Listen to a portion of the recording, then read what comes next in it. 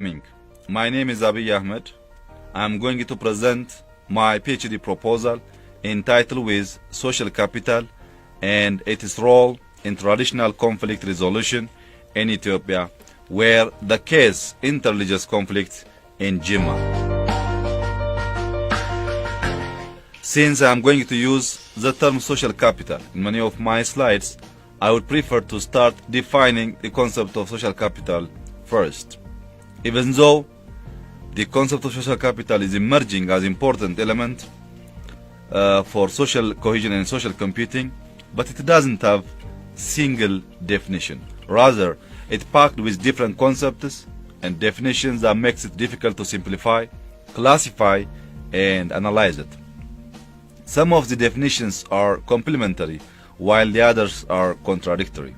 And this critical limitation in conceptual and ontological status in defining social capital resulted in weakness in theoretical and empirical studies.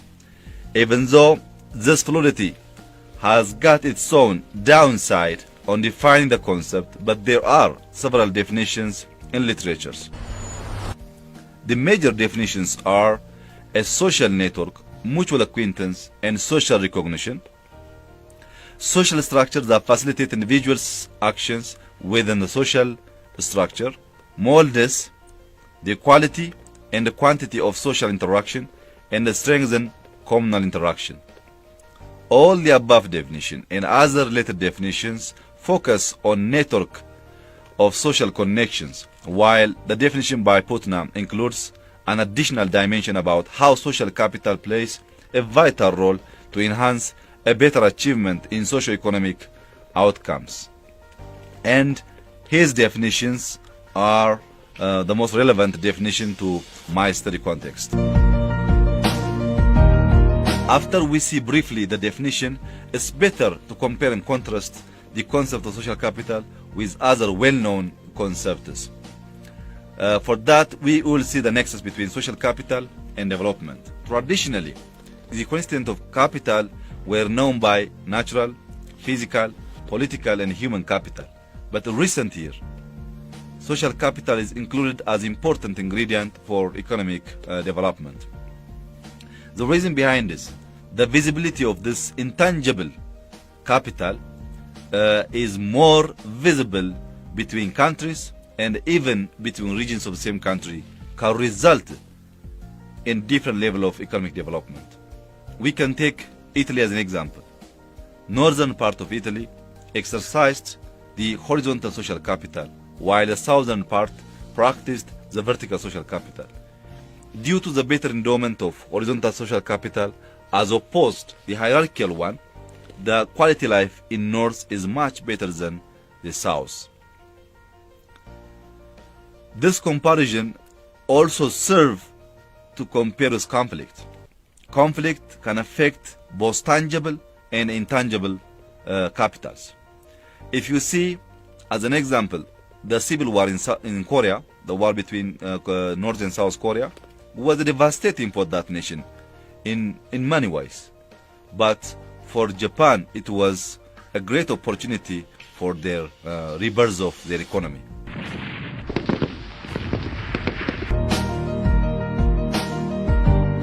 Likewise, conflict affects social capital both positively and negatively.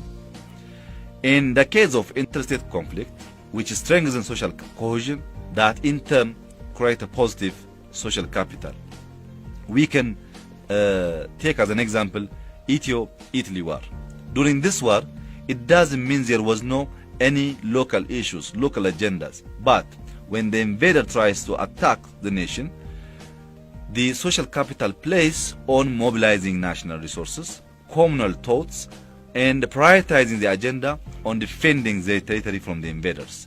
In this specific case, the conflict plays on enhancing social capital. On contrary, if you see intrastate conflict, which weakens social cohesion to further perpetuate a violent conflict. We can take Cambodia as an example. Cambodians' political elite were ambitiously dreamed to recreate Cambodia in a way that starting life from zero, sending the doctors to village to start life from agriculture, which erodes the social capital of that nation and decay the social cohesion of among different groups.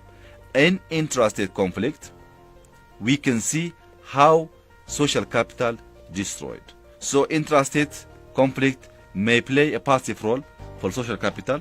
On contrary, intrastate conflict plays in a very negative way. Not only conflict has an effect on social capital, but social capital also has both positive and negative effect on conflict. If we see as an example, bonding social capital can be perverted for individual or group gains and generates exclusionary forces to breed further conflict. We can take what had happened in Rwanda. Both Hutu and Tutsi appreciate their group's value while they lose tolerance among different groups, which led them to a very devastating conflict in that nation. On contrary, bridging social capital minimizes the detrimental effect of bonding social capital. We can see as an example Equb or Iddur, the smallest institution in Ethiopia. In Equb or Iddur, there might be different religious groups, different tribes together. In this specific case, that Equb serves as a glue on bringing different groups together. And that forum gives them to air out if there is any grievances. And that airing out grievances also serve on averting conflict.